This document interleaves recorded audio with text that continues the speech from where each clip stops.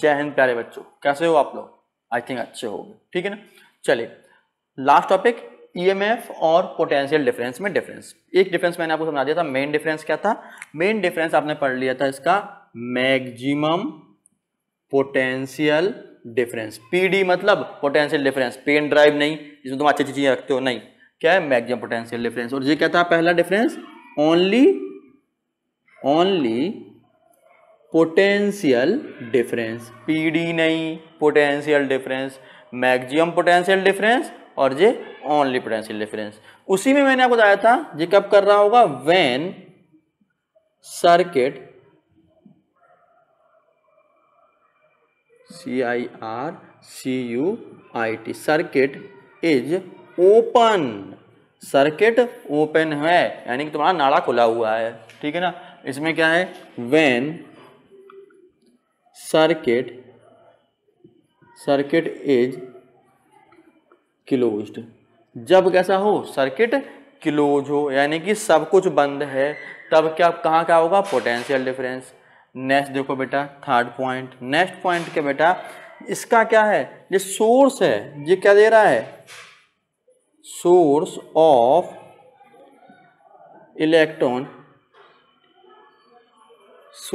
Electron to go through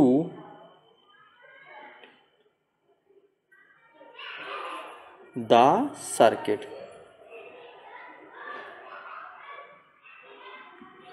ये क्या है? इलेक्ट्रॉन को इनिशिएट कर रहा है कि सर्किट में जाओ, बट ये क्या है? ये ओनली 2 पॉइंट्स का,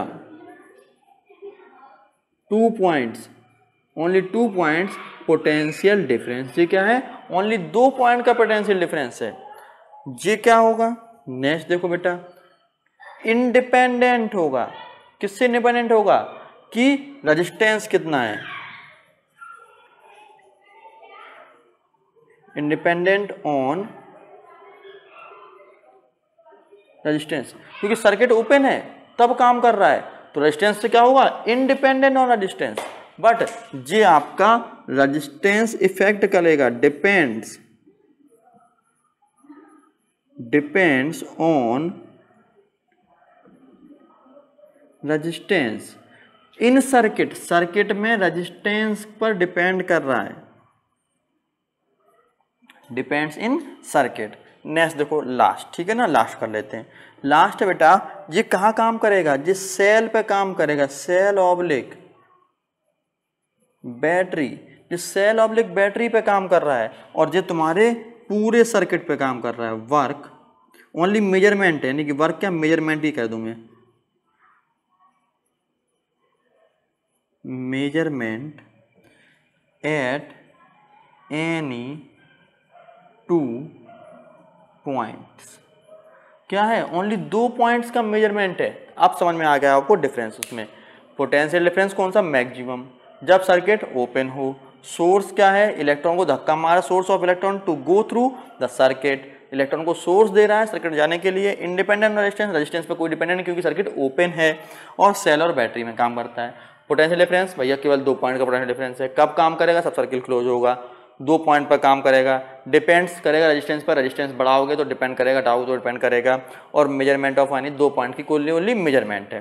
तो और ये क्या है? मोटिव फोर्स, कोई फोर्स नहीं है। नो, मैं दूसरे पेन से लिख देता हूं यहां पर, कोई फोर्स नहीं है। मैं पहले वाली वीडियो में जा चुका हूं। No force, not any force, it is a misnomer. Misnomer मतलब केवल मूर्ख बनाने के लिए इसका नाम बना रखा है। इसका नाम ही, इसका नाम है बट वो काम नहीं कर रहा। क्या है? Electromotive force maximum potential difference when circuit is open. Which चीज का ध्यान रखना, और सर्किट होगा तो किसमें? बैटरी और सेल में काम कर रहा होगा, ठीक है। तो आपने ये मेन डिफरेंस लिख लिया। आप चाहो तो अपनी नोटबुक पे नोट कर लेना, ठीक है ना। It is not any force. यदि कोई पूछे कि इलेक्ट्रोमोटिव फोर्स कौन सा फोर्स है, तो कह देना साफ साफ ये कोई फोर्स नहीं है, केवल और केवल इसका नाम ही ऐसा पड़ा हुआ है। अब आते हैं नेक्स्ट टॉपिक पर, ठीक है ना।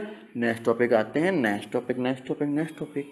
नेक्स्ट टॉपिक क्या है बेटा? नेक्स्ट टॉपिक तुम्हारे सिलेबस में यदि हम बात करें तो नेक्स्ट टॉपिक तुम्हारे सिलेबस में आता है और वो है कि इलेक्ट्रिक करंट्स के टाइप, यानी कि डायरेक्ट करंट और अल्टरनेटिंग करंट।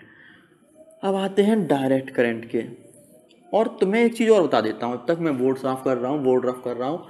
इलेक्ट्रिक करंट जैसे ही आप जानते हो कि electric current is a scalar quantity, but current density कैसी क्वांटिटी है?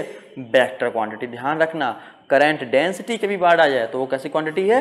Vector quantity. करंट डेंसिटी या vector quantity, electric current is a scalar quantity. याद रखना, कभी यूज पड़ेगी हमें, ठीक है। अब आते हैं टाइप ऑफ करंट। तो टाइप ऑफ करंट में सबसे पहला कौन सा आता है? डीसी। और दूसरा कौन सा होता है?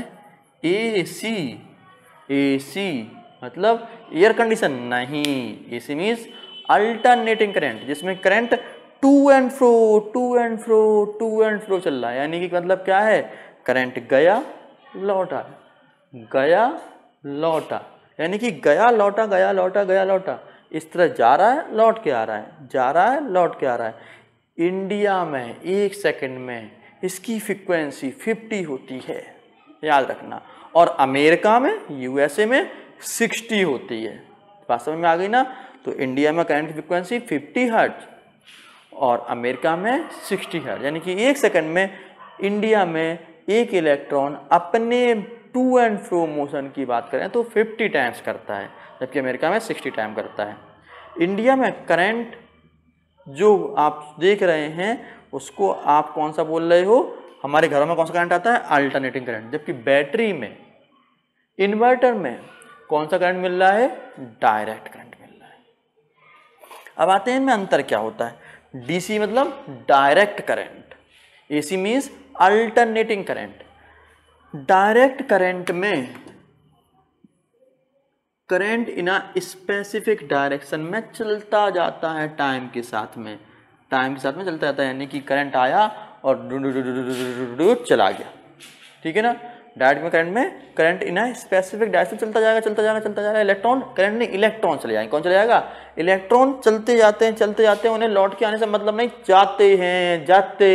जाते हैं। जबकि अल्टरनेटिंग करंट में, एसी में करंट हमेशा साइन वेव बनाता है।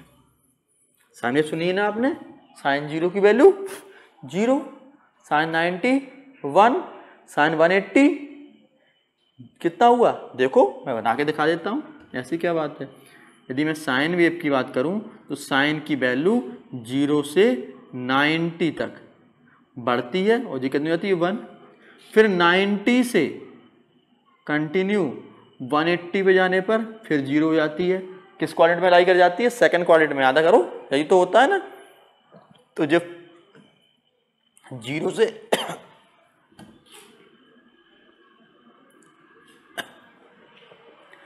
0 से आगे बढ़ने पर कुछ चला गया।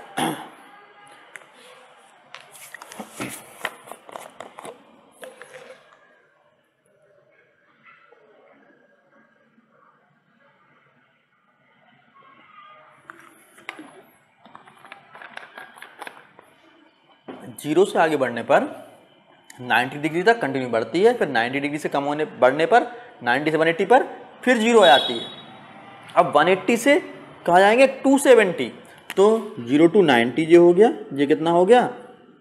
180, ठीक है ना। और 180 से और आगे बढ़े तो 270 तक कहाँ आएगी? -1 तक पहुँचेगी। ये कहाँ पे आ गए हम लोग? 270। और लौट के 360 डिग्री पे आके फिर 0 हो जाती है। तो साइन की वैल्यू यदि आप यहाँ देखो 90 पर 1 और यहाँ पर 270 पर कितनी? -1। तो ये तुम्हारा कर्व दिख रहा है वो साइन कर्व। इसीलिए करंट का, अल्टरनेटिंग करंट का कर्व कैसा होता है? साइन कर्व होता है। देखो 0 से शुरू हुआ, मैक्सिमम हुआ, फिर 0 हुआ, फिर अपोजिट डायरेक्शन में मैक्सिमम हुआ, फिर 0 हुआ और इस तरह चलता है। तो इस कर्व को हम बोलते हैं साइन कर्व। कौन सा कर्व? Sine curve. तो अल्टरनेटिंग करंट कौन सा है? हाउस होल्ड में आने वाला, बैटरी से आने वाला, जहाँ ये टाइम में बेटा, ये तुम्हारा क्या है? टाइम में। तो टाइम की रिस्पेक्ट में जो करंट बन रहा है वो अल्टरनेटिंग करंट कैसा होता है? To and fro motion. और जबकि डायरेक्ट करंट कैसा होता है? Direct current in a specific direction में चलता जाता है।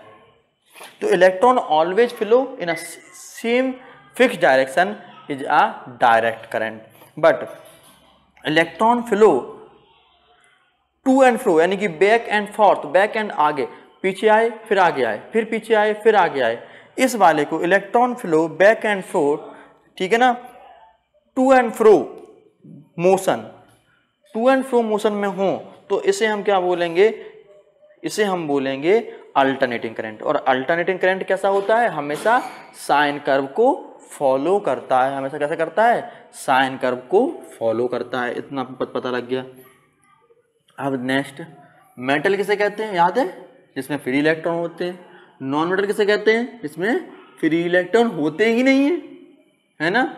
और दूसरा बात, यदि आपसे कहें कि सेमीकंडक्टर किसे कहते हैं, तो किसी स्पेसिफिक कंडीशन में उनमें इलेक्ट्रॉन फ्लो हो जाए, इसे हम क्या बोलेंगे, सेमीकंडक्टर बोलेंगे। पता है ना आपको बात। तो चलो भाई, अब हम आपसे पूछते हैं एक छोटा सा बात, छोटी सी बात पूछ रहे हैं आपको कि यदि मेरे पास ये मेटल है तो इलेक्ट्रॉन फ्लो हो रहे हैं, तो मेटल में करंट फ्लो कराने के लिए who responsible in current flow in a metal, कौन responsible sir, in a metal कौन responsible, free electron are responsible for the flow of electric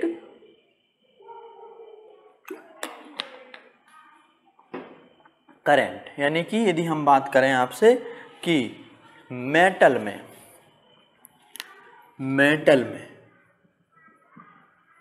में कौन रिस्पॉन्सिबल है, free electrons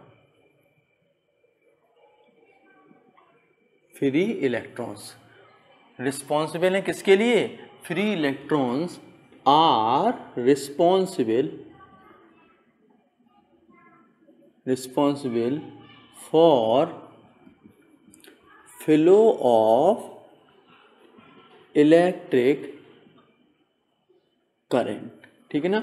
free electron are responsible for electric current. यदि हम आपसे बात करें कि आयंस नहीं हो गई, मुझसे गलती हो गई, लिक्विड में कौन रिस्पॉन्सिबल होगा, तो लिक्विड में आप पढ़ चुके हो कौन आयंस, ठीक है ना, फ्री आयंस, या फिर आपने आयन ही पढ़ा होगा तो आयन ही पढ़ा होगा, ions are responsible, RESPONCIBLE responsible for flow of electric current. याद आ गया क्या किया था, आपके टीचर ने कहा होगा कि हम हाइड्रोजन का क्या कर रहे थे, इलेक्ट्रोलिसिस कर रहे थे, तो उन्होंने क्या मिलाया था, वाटर का इलेक्ट्रोलिसिस कर रहे थे, और वो एक टेस्ट ट्यूब में हाइड्रोजन और एक टेस्ट ट्यूब पर ऑक्सीजन को इकट्ठा कर रहे थे, ठीक है ना, कंसर्न इकट्ठा ला रहे थे। तो उन्होंने क्या किया था, उसमें कुछ बूंदें H2SO4 की डाल दी थी, याद है, यही तो किया था, आपके सिलेबस में ही था, ठीक है ना। तो वही है आपका, यानी कि पानी में या फिर लिक्विड में आयंस रिस्पॉन्सिबल है। और आयंस का मतलब क्या होता है, आयंस क्या होते हैं, आयंस का क्या किसे कहते हैं, जानते हैं आयंस किसे कहते हैं, जहां पर number of electron is are not equal to number of protons, जहां पर number of electron number of proton बराबर ना हो, वो लिक्विड में उस लिक्विड को क्या बोलेंगे, आयनिक लिक्विड, ठीक है ना। यानी जहां पर number of electron is are not equal to number of proton, that's is a ionic liquid, ठीक है ना। अब आते हैं गैस में, मेटल में फ्री इलेक्ट्रॉन, लिक्विड में आयंस, ठीक है ना। यदि हम बात करें गैस में, क्या गैस में करंट फ्लो हो सकता है, किसी ने देखा है, यानी गैस मतलब हवा में वो तार खुला हुआ है, तार है और हाथ मेरा ऐसे से घूम रहा है, क्या मुझे करंट लग रहा है, नहीं लगा। क्यों नहीं लगा, करंट क्यों नहीं लगा, क्योंकि सर हवा में करंट फ्लो नहीं हो रहा। लेकिन मैं कह दूं हो रहा है यार, सोचो हो रहा तो एक घूंट पानी पी लेता हूं।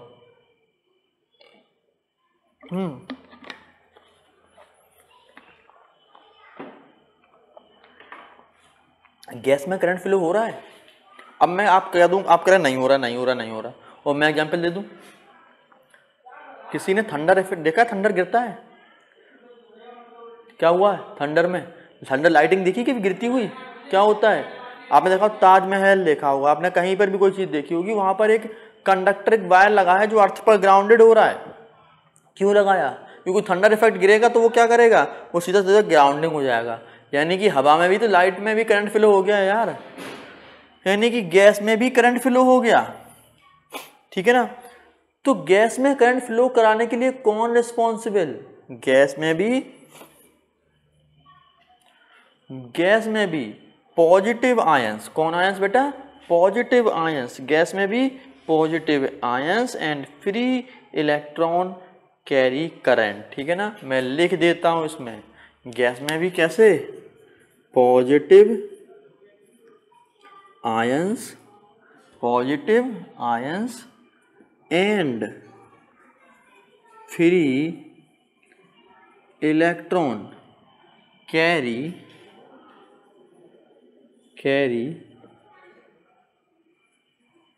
करंट।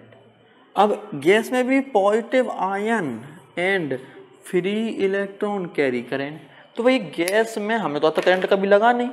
क्यों नहीं लगा? क्योंकि इसके बीच में कहीं पर भी सब क्या है, गैसेज। हवा कैसी? एक इंसुलेटर है।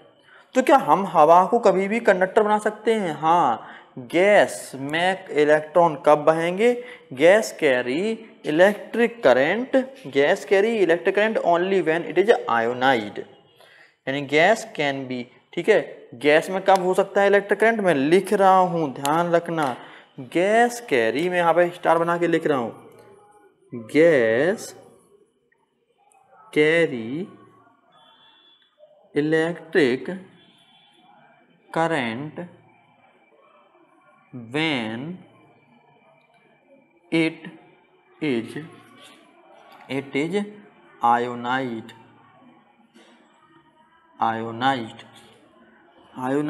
Gas carry electric current, gas में इलेक्ट्रिक करंट फ्लो हो सकता है, कैरी हो सकता है। कब? जब when it is ionized, जब गैस कैसी हो? आयोनाइज्ड हो। अब क्वेश्चन आता है सर आप गैस को आयोनाइज्ड कैसे कर सकते हैं? क्या कोई तरीका है? तो मैं फिर स्टार बना के लिख रहा हूं, gas can be ionized why. Gas can be ionized by कौन सी? एक्सटर्नल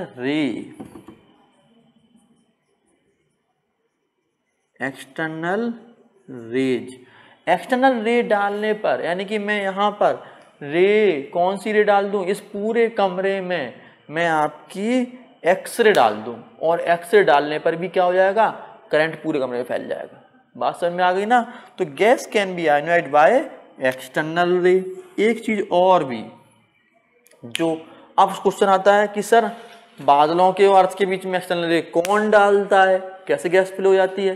तो अब देखो बेटा, दूसरा पॉइंट देखना, gas can be ionized bye external रे, बट एक चीज और भी, ह्यूज इलेक्ट्रिक फील्ड, ठीक है ना, एंड हाई टेम्परेचर। मैं लिख रहा हूं very big electric field, very large, big नहीं लार्ज कर देते हैं, very large electric field and high temperature,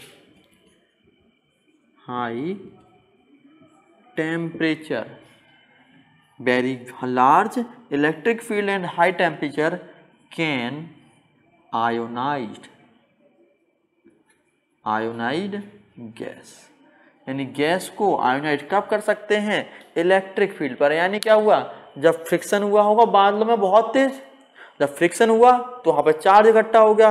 अर्थ हमेशा आपकी क्या होती है, एक अर्थ को कितना भी चार्ज दे दो या कितना चार्ज दे लो, बात है कि नहीं, तो वहां पर चार्ज इकट्ठा बहुत सारा, पॉजिटिव चार्ज, और अर्थ के यहाँ पर कौन सा आ गया? Negative charge. अब इस पॉजिटिव नेगेटिव की जो कैसी बन गई electric field? Sir electric field बन गई, और वो इलेक्ट्रिक फील्ड कैसी हुई? Sir huge electric field, very large electric field.